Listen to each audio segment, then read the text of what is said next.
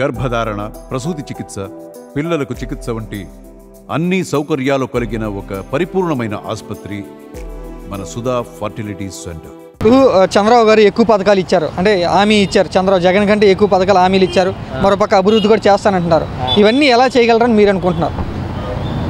ఇవన్నీ ఏమి చేయలేడని అంటా నేను. చెప్పేది ఒకటి, చేసేది ఒకటి.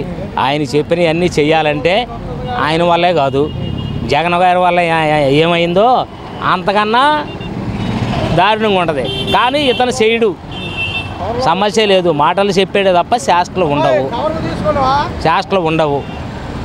చేయాల్సిన ఏదో ఒక తీరిగా పైగా ఉందాదారిగా పెత్తందారులుగా ఉపయోగపడే వాళ్ళకు ఉపయోగపడే ధోరణిలో చేస్తాడు చంద్రబాబు గారు. అదే జగన్ అయితే మరి ఎలా చేశాడు పోయిన 5 సంవత్సరాలు? జగన్ ఎలా చేశాడంటే కింద నుంచి చేసుకుంటూ వెళ్ళాడు. అందరికీ పెత్తందారులకు ఛాన్స్ ఇవ్వకుండా కింద నుంచి వరుసనే చేసుకుంటూ వెళ్ళాడు. ఎవరికి ఎక్కడ ఏమీ ఛాన్స్ ఇవ్వాల. ఊళ్ళో సర్పంచ్ కూడా ఛాన్స్ ఇవ్వాల. తనే ఇక్కడి నుంచే చేశాడు అన్నీ. చేయాల్సిన ఎవరికి ఏమీ కొరత లేకుండా 60 నిండిని అనగానే అడుగు లోను, మొగుడు భర్త చచ్చిపోయాడు అనగానే ఒక వితాంతుకి ఒక పెన్షను ఎమ్మటే 6 నెలలకు ఒకసారి పెట్టి పక్కాగా వరుసనే ఇచ్చుకుంటూ వెళ్ళిపోయాడు. జగన్ ఫస్ట్ నుంచి హామీలని మేము అన్ని హామీలు పెడితే చేయలేమని చెప్పేశాడు.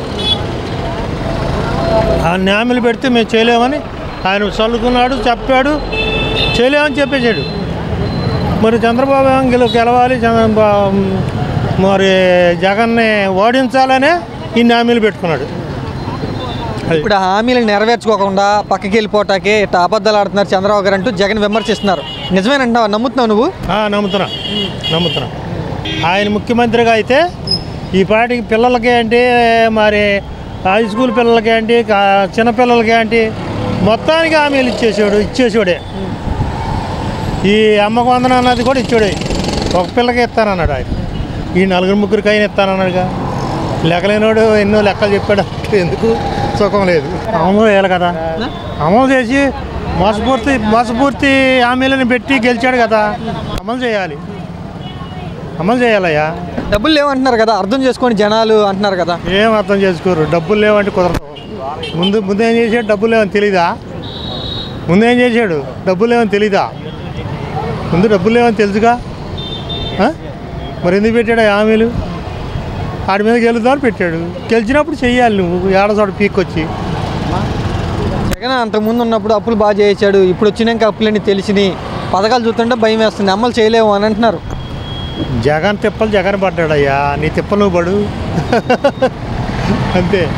జగన్ హామీలన్నీ నెరవేర్చుకున్నాడు, ఒకట కూడా హామీ దిగబెట్ల. 99 హామీలు చెప్పాడు, తీర్చాడు, చెప్పని కూడా చేశాడు. ఈయన హామీలన్నీ పెట్టాడు కదా, చేయాలి కదా, తప్పదుగా. అమ్మకు వందనం వచ్చే 7 చేస్తామంటున్నారు కదా, అంటే 7 లేనట్టే. ప్రస్తుతానికి అప్పులుగా ఉన్నాం, డబ్బులు లేవు, నిధులు కొరతగా ఉన్నాయి. అర్థం చేసుకోవాలంటే ప్రజలు ఏమనుకుంటారు చంద్రబాబు గారి గురించి? దిగమంటారు, కిందకే దిగమంటారు. ప్రజలు ఊరుకుంటారా? ప్రజలు ఊరుకోరు, దిగమంటారు. కరెక్ట్గా మరి ఇంతవరకు ఎవరికి ఇవ్వాలా? రైతు భరోసా అన్నారు, అది ఇలా అమ్మఒడి, అదేంటి తల్లికి వందనం ఇవ్వాలా? ఆ పెన్షన్ ఎలాగో ఇచ్చాడు 7,000. మిగతా అన్ని రైతులకి ఏమీ ఇలా వాళ్ళు వర్షాలు పడినాయి కదా, మరి పైరు వేసుకోవాలి కదా, వాళ్ళకి ఏదో ఒకటి ఇవ్వాలిగా, మరి అది ఇవ్వట్లేదు. జగన్ నేను కనుక ఉండుంటే ఈ పాటికి అమ్మఒడి ఇచ్చేవాడిని, రైతులు భరోసా వేసేవాడిని అంటున్నారు. నిజమేనంటారా? నిజమే, వేసేవాడే. అప్పు చేశాడు అప్పుడు ఆయన, కరెక్టే. ఇప్పుడు అప్పులు పాలైపోయాం, డబ్బులు కొంచెం టైట్గా ఉన్నాయని చంద్రబాబు గారు చెప్తున్నారు. కొంచెం జనాలు అర్థం చేసుకోవాలని చెప్తున్నారుగా. అప్పులు పాలంటే ఇప్పుడు అంతకుముందు వాళ్ళు చేసినప్పుడు ఆయన అప్పులు తెచ్చాడు, ఈయన అప్పులు తెచ్చాడు. అప్పులు లేని ఎవరికి? అప్పులు లేకుండా వీళ్ళు సొంత డబ్బులు ఏమి ఇవ్వట్లేదుగా, అప్పులు చేశారు. అవునా? సూపర్ 6 పథకాల కోసం జనాలు ఎదురు చూస్తున్నారా, లేదు మాకు వద్దని అనుకుంటున్నారా? ఎదురు చూస్తున్నారు. మరి వాటి కోసం ఆశపడి వేశారు కదా చాలామంది. ఫ్రీ బస్ అని 3 గ్యాస్ సిలిండర్లు అన్నారు, అవి లేదు. మరి రైతులకి ఇస్తామన్నారు రైతు భరోసా, అది ఏం లేదు పాపం, ఇంతవరకు ఇవ్వలేదంట. మరి ఆయన ఉన్నప్పుడు అందరికి ఇచ్చాడు కదా, అప్పైనా చేసి ఇచ్చాడు. మరి అలా వీళ్ళు కూడా నెరవేర్చుకుంటే మరి రాబోయే కాలంలో వీళ్ళు మళ్ళా వస్తారు, లేదంటే ఇంతే సంగతులు. మా తర్వాత 3 గ్యాస్ బండ్లు అన్నారండి, ఇంతవరకు ఏం అమలు జరగలేదు. అది చేయగలరు అసలు మామూలుగా అయినా? చేయగలరండి. చాలామంది ఏంటంటే తక్కువ ఊహలు లెక్కేస్తున్నారండి. నేను ఇన్ని ఆయన చేయగలరని కొంతమంది అంటున్నారు. ఇప్పుడే కదా ఎక్కింది, 4 నెలలు కూడా అవ్వలేదు అప్పుడు కానీ కొంతమంది అంటున్నారు.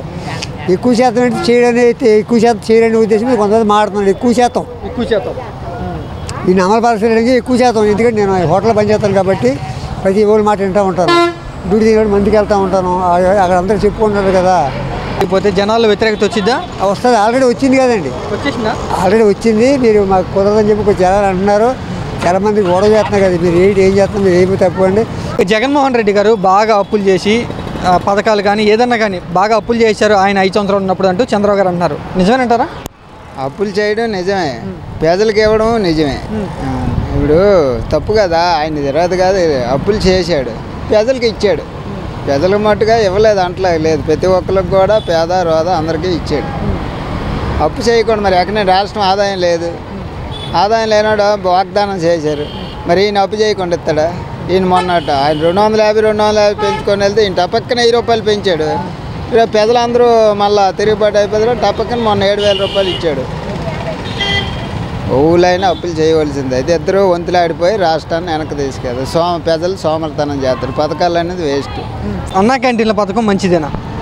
మంచిదే అన్న. ఇప్పుడు అందరికీ ఫ్రీగా ఏది ఇవ్వద్దని అపోజిషన్లో ఉన్నప్పుడు తెలుగుదేశం ప్రభుత్వం చెప్పింది.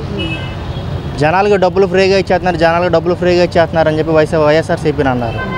ఇప్పుడు మరి 5 రూపాయలకే అందరికీ ఫుడ్ అన్నీ వాళ్ళు ఇస్తున్నారు. అది మరి ఎందుకు చేస్తున్నారు? మరి ఈ ప్రభుత్వం ఇప్పుడు ఎందుకు చేస్తున్నారో నాకు అర్థం కావట్లేదు. పేదలకి భోజనం పెడుతున్నాం మేమని చెప్తున్నారు కదా వాళ్ళు. పేదలకే డబ్బులు కూడా ఇచ్చేది, రైతు భరోసా ఇచ్చేది పేదలకే.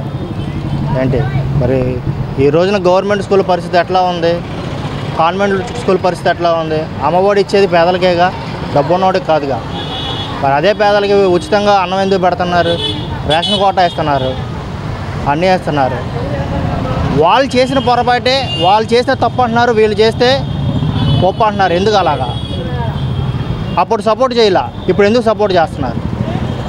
అన్న మనం అసలు ఈ ఈవీఎం గవర్నమెంట్లో ఇంత ముంచి ఎక్స్పెక్ట్ చేయలేము కూడా ఖచ్చితంగా. నేనైతే ఈవీఎం గవర్నమెంట్ అని అనుకుంటున్నాను. ఎందుకంటే ప్రజాపాలన అయితే నేను అనుకోవట్లేదు.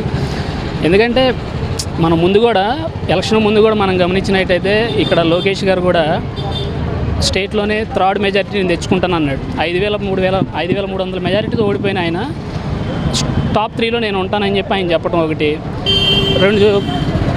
నిలబడిన 2 చోట్ల పవన్ కళ్యాణ్ గారు ఓడిపోయినా సరే జగన్ గారు 151 సీట్లు వచ్చిన జగన్ గారిని అఘాత పాతాల్లోకి తొక్కేస్తానంటాం. కానీ ఇవన్నీ చూస్తుంటే లింక్ చేస్తుంటే ఏదో జరిగిందని అనిపిస్తుంది. ఎందుకంటే అంత సంక్షేమం ఇచ్చి కూడా 11 సీట్లకు పరిమితం అవ్వటం అంటే అది అసలు ప్రజా తీర్పు అని నేను అనుకోవట్లేదు.